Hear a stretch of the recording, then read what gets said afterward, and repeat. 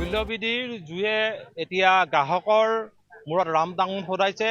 কলিয়াবৰ সমজিলাৰ যোগান বিভাগৰ কোনো নিয়ন্ত্ৰণ নাই। বজাৰত এতিয়া মূল্য বৃদ্ধিৰ জুই জ্বলিছে। সমান্তৰালভাৱে পেট্ৰল মূল্য বৃদ্ধিৰ লগে লগে কেঁচা সা সামগ্ৰীকে ধৰি বিভিন্ন বয় বস্তুৰ দাম বাঢ়িছে। আমি আজি উপস্থিত আছো কলিয়াবৰৰ জখলাবন্ধাৰ সাপ্তাহিক বজাৰত। এই বজাৰত আমি কেইগৰাকীমান গ্ৰাহকৰ সৈতে কথা পাতিম। দাদা, মূল্য বৃদ্ধিয়ে এতিয়া সৰ্বসাধাৰণক কোঙা কৰিছে, বজাৰ প্ৰভাৱো পৰিছে। নিশ্চিতভাৱে মূল্য বৃদ্ধিৰ যিটো হাৰত বাঢ়িছে কোনো নিয়ন্ত্ৰণ নাই। সঁচাই এইটো অত্যাৱশ্যকীয় খাদ্য সামগ্ৰীৰ যদি এই হাৰত মূল্য বৃদ্ধি হ'বলগীয়া হয় তেতিয়াহ'লে মানুহৰ সাধাৰণ জীৱন যাপনত বহুত ক্ষতি হ'ব, কষ্ট হৈছে। ইতিমধ্যে খাদ্য সামগ্ৰী, ইন্ধনজাত সামগ্ৰী, ৰন্ধন গেছ, ছাত্ৰ ছাত্ৰীয়ে পৰীক্ষা দিব লগা হোষ্টেলত থকা ছাত্ৰ ছাত্ৰীয়ে এতিয়া খৰি বিচাৰি বিচাৰি তেওঁলোকে পৰীক্ষাৰ সময়ত ভাত ৰান্ধিব লগা হৈছে। গতিকে এইটো দুখৰ কথা। মই ভাবোঁ মুখ্যমন্ত্ৰী মহোদয়ে এই ক্ষেত্ৰত নিয়ন্ত্ৰণ কৰিব লাগে আৰু অত্যাধিক হাৰত যদি এনেধৰণে মূল্য বৃদ্ধি হয় তেতিয়াহ'লে চৰকাৰৰ ওপৰত থকা আস্থা আৰু বিশ্বাসটো ৰাইজৰ নোহোৱা হ'ব। চৰকাৰলৈ মই পুনৰবাৰ দাবী জনাইছোঁ, অত্যাৱশ্যকীয় খাদ্য সামগ্ৰীৰ মূল্য বৃদ্ধি অতি সোনকালে হ্ৰাস কৰিবলৈ মই চৰকাৰলৈ পুনৰবাৰ দাবী জনালোঁ। জখলাবন্ধা সাপ্তাহিক বজাৰৰ এগৰাকী বিক্ৰেতা আছে। দাদা, বৰ্তমান আলু পিঁয়াজৰ দাম বাঢ়িছে। আলু একেই আছে, পিঁয়াজৰ অলপ বাঢ়িছে। এইবিলাকতো ৰটেট হৈ থাকে না। নিৰ্বাচনৰ পিছত দাম বাঢ়িছে, অলপ বাঢ়িছে।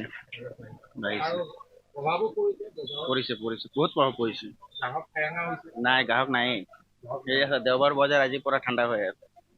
এনেদৰে দেখা গৈছে মূল্য বৃদ্ধিয়ে সামগ্ৰিকভাৱে বজাৰত প্ৰভাৱ পেলাইছে।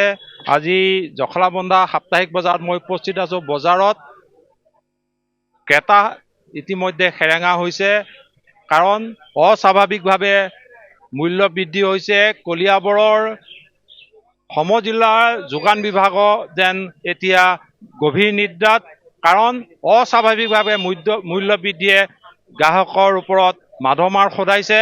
সেয়ে বজাৰত এতিয়া ক্ৰেতাৰ সেৰেঙা। আমাৰ লগত আৰু এগৰাকী ক্ৰেতা আছে। দাদা, দ্ৰব্য মূল্য বৃদ্ধি হৈছে। বৃদ্ধি মানে সাংঘাতিক ধৰণৰ বৃদ্ধি হৈছে, যিটো বৃদ্ধিয়ে আমাৰ নিচিনা সৰ্বসাধাৰণ মানুহক অতি জুৰুলা কৰিছে। এইটো আচলতে আমাৰ চৰকাৰে কিছু নিয়ন্ত্ৰণলৈ অনাৰ ব্যৱস্থা এটা কৰিব লাগে, যিটো নেকি সৰ্বসাধাৰণ মানুহে চম্ভালিব পৰা নাই। গতিকে এনেধৰণৰ বৃদ্ধিয়ে আগন্তুক দিনবিলাকত মানুহক সঁচাকৈয়ে বিপদত পেলাব। গতিকে আপোনালোকৰ জৰিয়তে মই অসম চৰকাৰলৈ এইটো আহ্বান জনাইছোঁ, যাতে খাদ্য সামগ্ৰীখিনি অন্ততঃ এক নিয়ন্ত্ৰণ মূল্যলৈ আহিব লাগে, যিখিনি জনসাধাৰণে বিয়েৰ কৰিব পাৰে।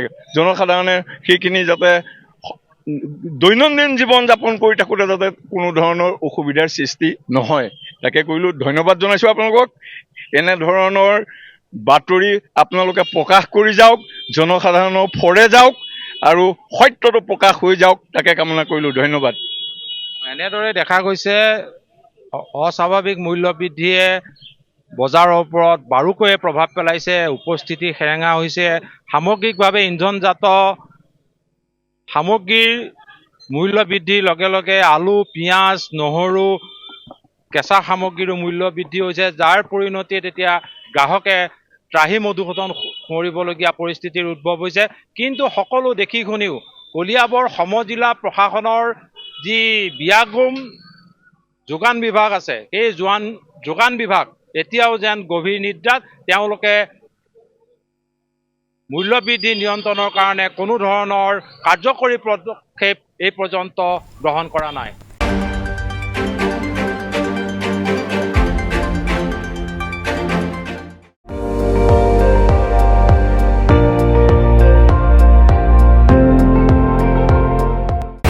আপুনি চাই আছে ND24, সৰ্বশ্ৰেষ্ঠ নহয় সৰ্বোত্তমৰ দৌৰত।